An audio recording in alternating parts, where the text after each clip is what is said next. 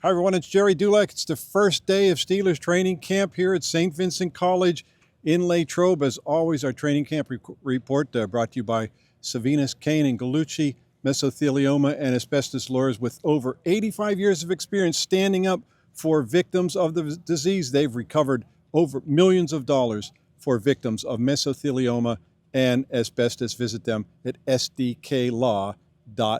Ray, there's so many new faces on this football team, but the one thing that fans are going to notice when they get to show up tomorrow for the first day of practice, the most immediate recognition will be this new facility in the background. It's spectacular. It's an indoor training facility. I'm sure, I don't know this for a fact, but I'm sure the Steelers are funding a large portion of that facility, and what that will allow them to do, Ray, when the bad weather, they won't have to either travel to Pittsburgh or go over on the turf or even move into the old days when they would go into the gym. They will have this new spectacular indoor training facility. And then for the other 11 months of the year, I would venture to say the nicest indoor training facility for a Division III football program in the country. Ray, so many new faces on this football team, of course, with all the moves made in the offseason, quite naturally the draft picks. TJ Watt was saying today, he comes in after a week after signing that massive contract, and he said he's excited about, and he said, this new team. Yeah. And that's basically what it is. When you look at the changes on offense, starting with the quarterback, of course, Aaron Rodgers, it's a brand new football team, and he said he is excited to see how it performs and to play with them, of course. Yeah, and we heard Omar Khan talk about that, Gerry, all the way back at the Combine, how the way last season was unacceptable. So you knew there were going to be personnel moves.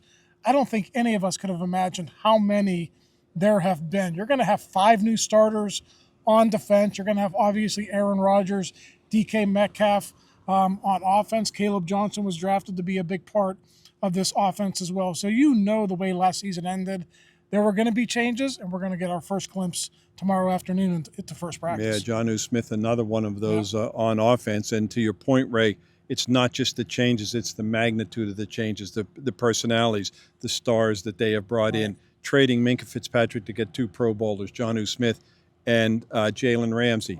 They brought in Darius Slay for a 1-year deal in free agency, another, quote, big-name cornerback. They want those 2 guys and Joey Porter on the field all the time. Drafting bigger guys. Jack Sawyer is a backup outside linebacker, a 260-pound guy.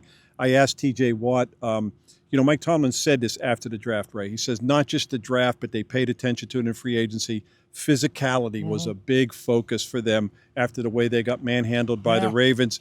And I asked TJ Watt, I said, was it needed?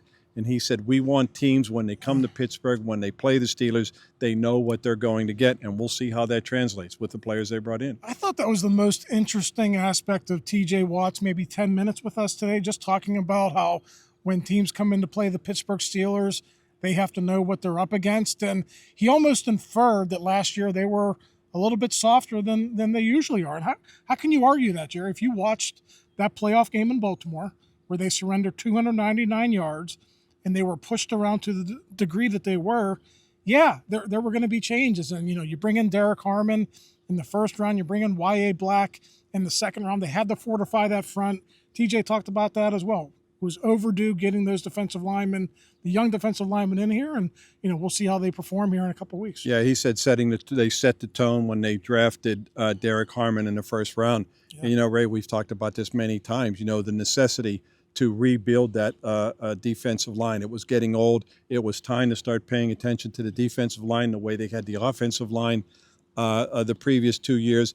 But it was those 2 Baltimore games last year, the one at the end of the season and the playoff game, the way they ran through them, the way they got pushed around by the Steelers, and that convinced them, look, if you want to get out of the division, you're going to have to be able to match up with Baltimore, and they felt they did not physically, and that's why they made the moves that they did. And Baltimore's not going to change. Derrick Henry is back, Lamar Jackson and that running attack are going to be back. So I agree with you, but it wasn't only the Ravens, Gerry, who had their way with the Steelers late in the season. You'll remember that game in Philadelphia. The Eagles possessed the ball for the final 10.5 minutes of that game.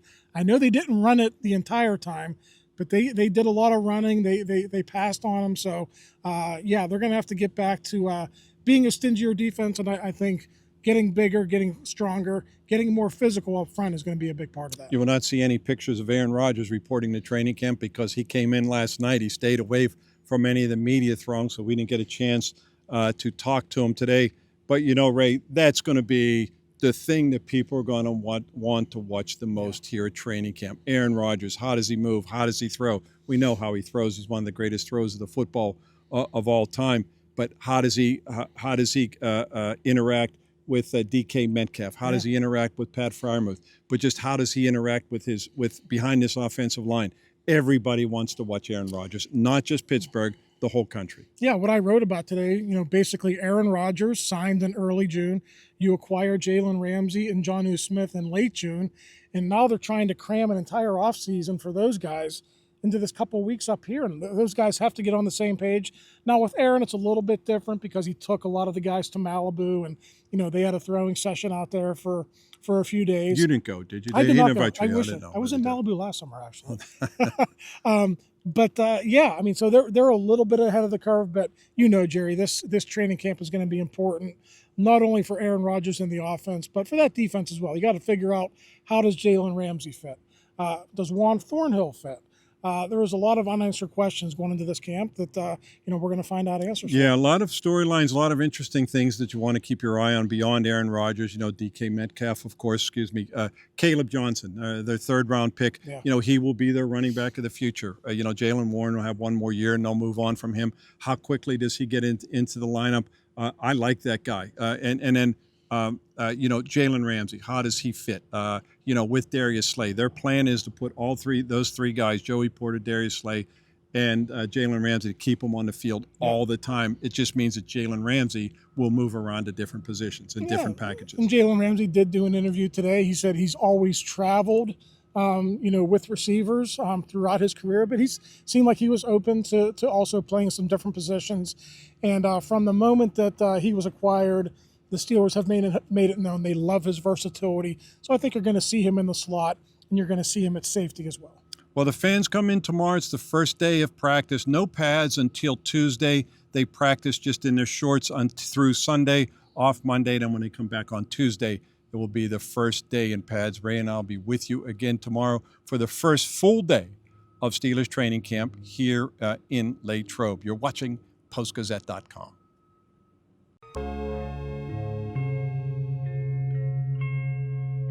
Thank you for checking out this content from Post-Gazette Sports. If you watch this video on YouTube, please like the video and subscribe to our channel. For all of the sports coverage the Post-Gazette has to offer, visit Post-Gazette.com.